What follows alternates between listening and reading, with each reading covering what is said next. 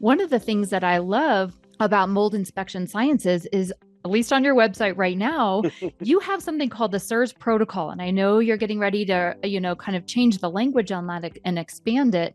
But the essence of it is that, yeah, there's a different inspection required and a different remediation protocol Absolutely. that you might write up for a CIRS patient compared to a standard, somebody who's not sick, maybe just had an acute water loss. It's an insurance kind of event.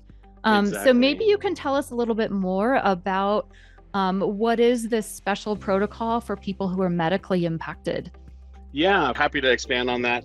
And you're correct. Pretty much we've kind of tagged that as our CIRS protocol. Mm-hmm. And that enables us to do is really ensure that we're treating our CIRS clients appropriately from top to bottom. And that starts really with the preparation for the inspection on the phone with our sales staff. They already know that they're dealing with somebody who's potentially hypersensitive, who's going to have to be prepared for that more in-depth type inspection and or testing. So they're kind of prepping them on the front end.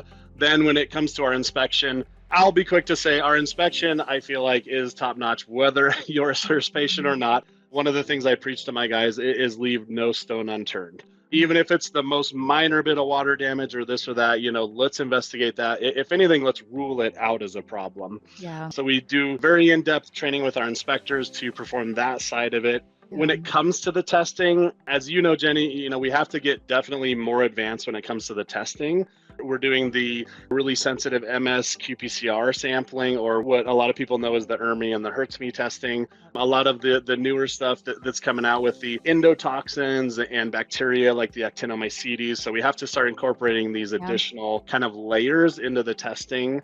And then also, the kind of culmination of all that is what we produce as far as our inspection report and recommendations. Yeah. And those recommendations really have to be keyed in on what needs to be done to properly remediate this project now, because traditional remediation probably isn't going to get that area clean enough for somebody who is hypersensitive, who is in that CIRS category. It's really everything we can do to help ensure that this project is going to be handled properly from start to finish. Mm-hmm. And again, once we know that, we would traditionally tag them with what we call our CIRS program. 1-888-335-MOLD.